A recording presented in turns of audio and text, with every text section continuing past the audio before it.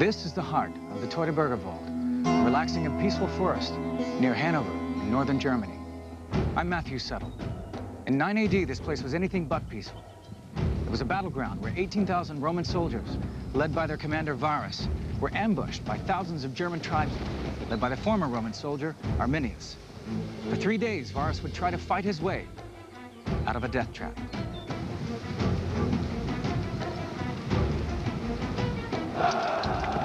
Hoje, com a tecnologia dos videogames, podemos visualizar como foi a batalha. O grande número de soldados, a formação das tropas em combate e a maneira como a batalha foi vencida. Veja o que os generais gostariam de ver agora em Batalhas Decisivas. Batalhas Decisivas. Hermann, o Germânico. No ano 9 depois de Cristo, Roma estava confiante em seu poder imperial e com razão. O imperador Augusto governava havia 36 anos. Durante esse tempo, ele reformou o exército, colocou legiões sob seu único controle e expandiu as fronteiras do império.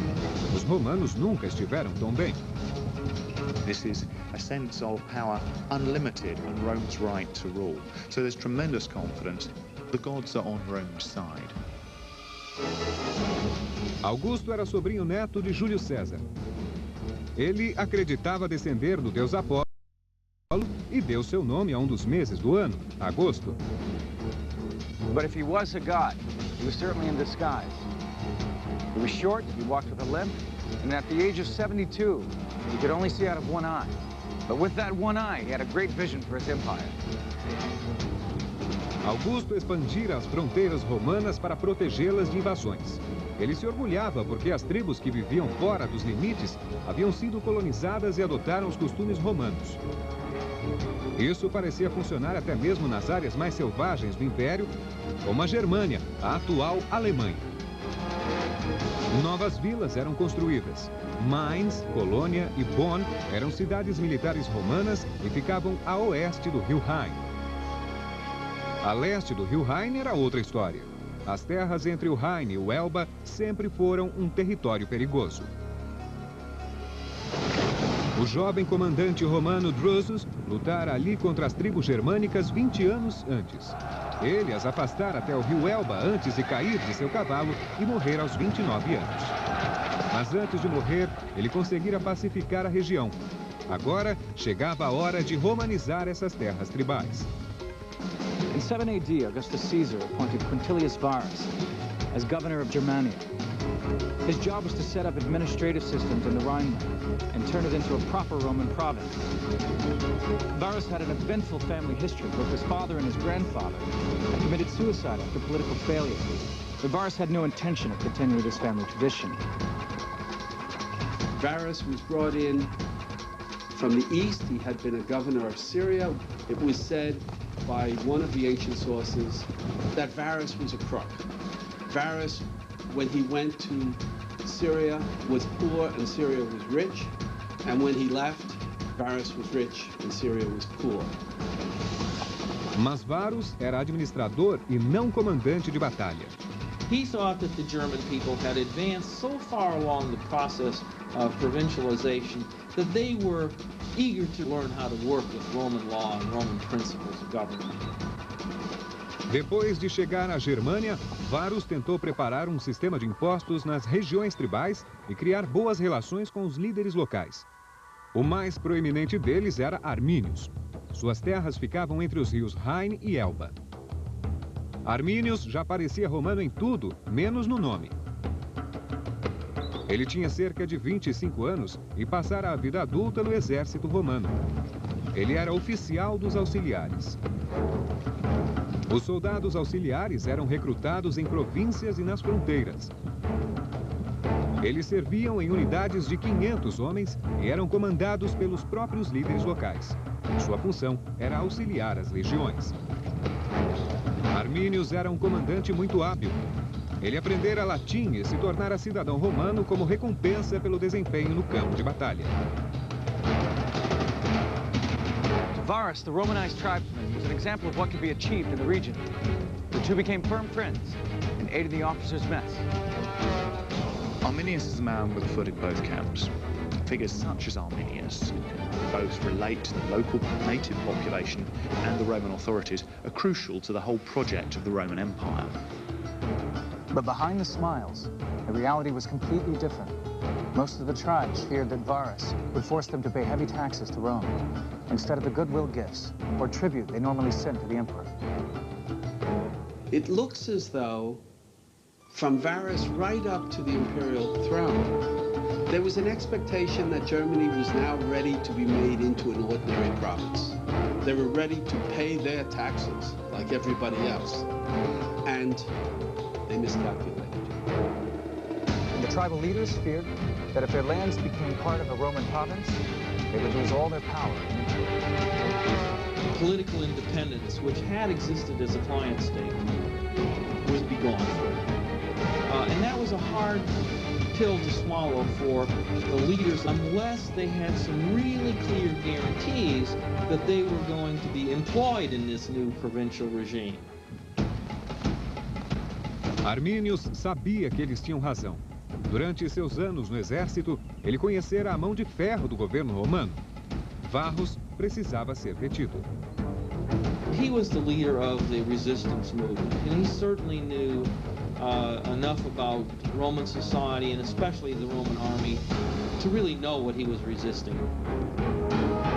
He was around Varus's camp, and when others told Varus not to trust him, not to believe him, that he might be a traitor, Varus said, "He's my friend." And he believed him. He's overconfident, essentially. He doesn't really recognize the scale of the threat he's got against him, and he chooses to trust the wrong people with feet in both camps. Em setembro do ano 9, surgiu a notícia de levante tribal a dias de distância dali. Varus partiu imediatamente para reprimi-lo, levando 3 legiões, a 17ª, 18ª e 19ª, e os auxiliares germânicos liderados por seu fiel aliado, Arminius. A rota seguia por dentro da floresta Teutoburg. A hora de Arminius chegara. Varus estava prestes a descobrir quem eram seus verdadeiros amigos.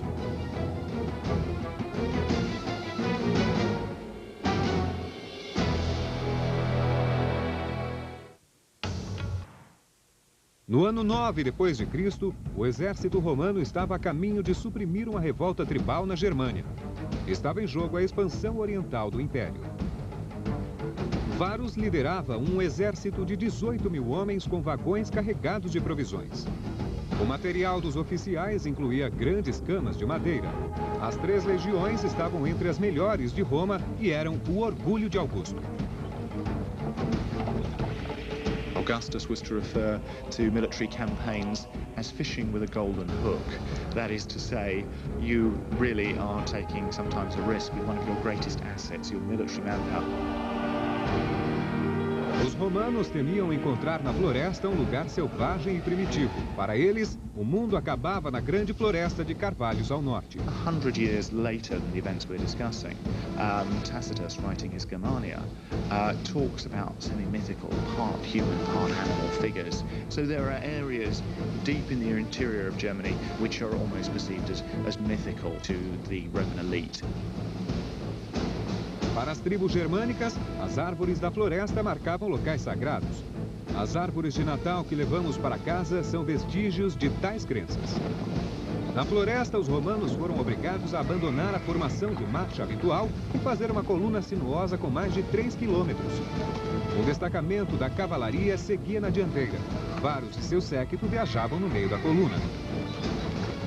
At this point, Arminius came to Varus and offered to take his men off and gather up more allies for the battle ahead. Varus thought about it and agreed. And Arminius and his men melted away into the forest. That's a normal thing for someone who's on the Roman side to do. Absolutely normal. And given that Varus trusts Arminius, it's no surprise that he allows him to do that. Arminius, of course, is doing something quite different. He's taking himself away to rally forces that are going to turn against their Roman allies.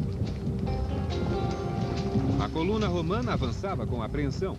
Centuriões experientes espreitavam a floresta escura e sombria, mas Varus estava confiante. He's also basically seeing this as an exercise in moving through a largely pacified landscape, and that's a dreadful mistake to make. Arminius was a really capable commander. Varus was kind of a bumbler, but probably his greatest weakness was he didn't know he was a bumbler.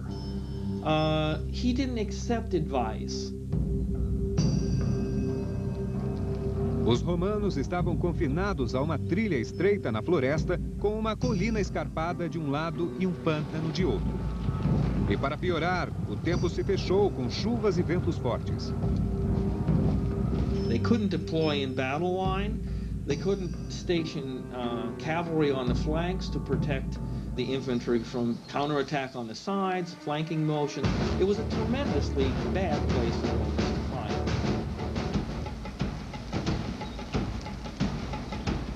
De repente, centenas de flechas e lanças foram arremessadas das árvores e caíram em frente à coluna romana. Quase 8.000 homens das tribos estavam escondidos entre as árvores. Os romanos ficaram desnorteados. Eles sabiam como mudar a formação diante de um ataque assim, mas não havia espaço. Os soldados se chocavam enquanto procuravam se abrigar.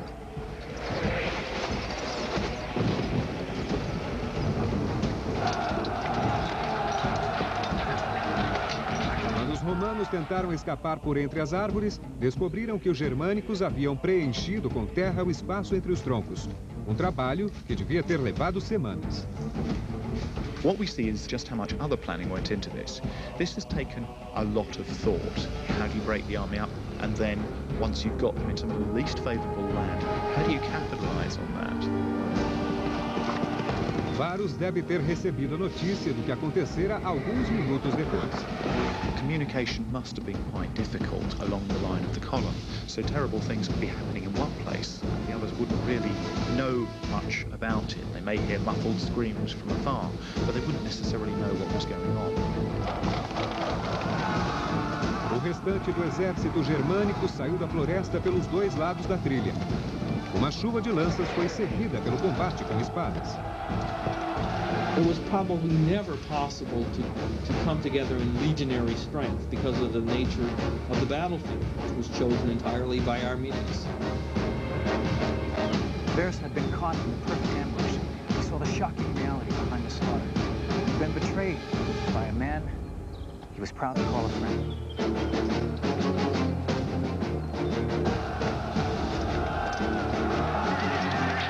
Armínio sabia pela experiência no exército que seria suicídio enfrentar os romanos em campo aberto. Seus homens eram quase todos lanceiros e não teriam chance contra formações disciplinadas. Agora, as legiões estavam em suas mãos, em seu próprio território. Depois do primeiro ataque, os germânicos voltaram para a floresta. Varus retrocedeu por onde chegara e o exército montou vários acampamentos ao anoitecer. O dia seguinte ainda estava úmido e com ventos, mas os ataques recomeçaram. The weather was pretty desperate. Wind, rain would have made not simply keeping troops together, I think, quite difficult, but also meant that using weapons was difficult. It was rather difficult to use your slings and your bows in those sorts of conditions. The rain made it difficult for the Romans to come together in a military unit to defend themselves. The rain made it impossible for them to use their bows. The rain made throwing spears useless. Arminius planejava romper a linha romana em vários lugares, dividir o exército em várias seções e liquidá-las uma de cada vez.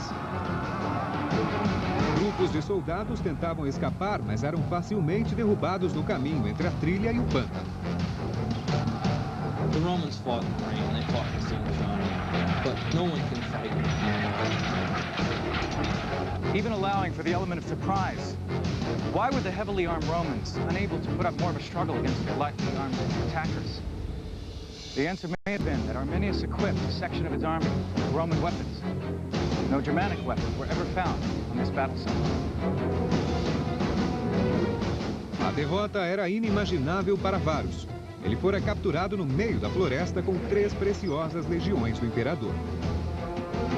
O sonho de Augusto de expandir as fronteiras de um império sem fim se transformara em um pesadelo sangrento.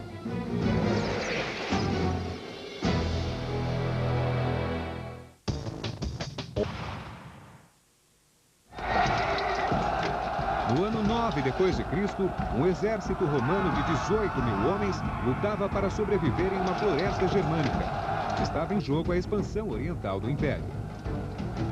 Varus tentou reagrupar no segundo dia, mas não conseguiu se comunicar com a outra divisão do seu exército. Arminius conseguira dividir a coluna romana em 2. Portanto, metade do exército não sabia se a outra metade havia sobrevivido. As divisões da cavalaria romana, impossibilitadas de manobrar na floresta, abandonaram a infantaria, recuando para o rio Rhine. The survivors managed to hang on through another night. By the morning of the 3rd day, they were exhausted and completely pinned down. Varus and his officers knew that defeat was inevitable, but they also knew that capture meant a horrible death. You would not have wanted to be a senior centurion who fell into the hands of the Germans. A number of the most senior Romans are wise enough to realize that they are going to have a terrible fate in those hands. They choose suicide. Para Varus, a humilhação da derrota foi ainda maior pelo fato de ter sido enganado e traído por Arminius. Varus was a man who I believe would have never even given thought to surrender. The honorable thing for a man in his position to do is to commit suicide. And what more precedent does he need than his own father had committed suicide, his grandfather had committed suicide? Does one realistically expect that this is a guy who's going to raise the white flag, so to speak, and say, hi, here I am, take me hostage? Após a morte de Varus, a resistência do que restara de suas 3 legiões desmoronou. The slaughter that followed horrified Rome. Corpses were cut into pieces, and hundreds of heads and hands nailed to the trees. Those taken prisoner were dragged to ponds deep in the forest, where their throats were cut, and their bodies were thrown in the water as a sacrifice to the forest gods. Afterwards, for years, the forest floor was white with bones. The Germans cut off Varus's head and sent it back to Rome. That's how they learned that their army had been defeated, is when, not rumor, but Varus's head arrived. 3 legiões inteiras estavam mortas, quase 18.000 homens. Augusto nunca se recuperou do choque causado pela notícia.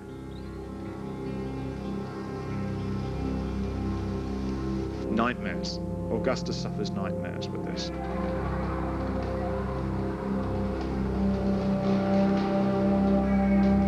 He dismissed his German personal bodyguard. He refused to have a haircut or shave his beard.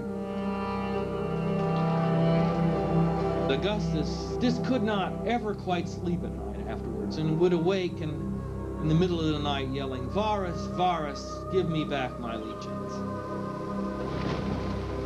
The Romans never raised those 3 legions again. They went from 28 legions down to 25 legions, and they didn't expand that army for almost 2 centuries. E com a perda das veneradas legiões de Augusto, Roma temia pela segurança das fronteiras e por uma possível invasão bárbara. The initial response is panic. This is a very good army that's been pulled apart, and it also represents about 10% of Rome's military manpower. So one of the questions is, where are the enemy going to stop? Iniciou-se o alistamento militar obrigatório, mas quando ficou claro que os germânicos não cruzariam o Rhine, o temor dos romanos deu lugar à humilhação. 6 anos mais tarde, outro exército enviado para atravessar o Rhine descobriu os ossos dos companheiros massacrados e recuperou os estandartes de águias de legiões derrotadas. Mas as tribos continuavam invencíveis. Os sonhos de expansão haviam acabado e o império não passara do rio Rhine. When we look at a number of the other defeats in Roman history, what's interesting with this one is it so very explicitly actually stops a pattern of expansion in one area, and that has very long-lasting consequences. It is also something that actually has a direct impact on the very shape of the Roman Empire. Because of Teutoburg Forest, the Rhineland became a border between cultures, between those speaking Romance languages like French and Italian, which derive from Latin, and those speaking Germanic languages. Arminius had won a great victory, but he was unable to weld the various German tribes to one single force. 10 years later, he was murdered by some of his own followers. But he became a symbol of German national resistance. Later generations would drop his Latin name and call him Hermann the German.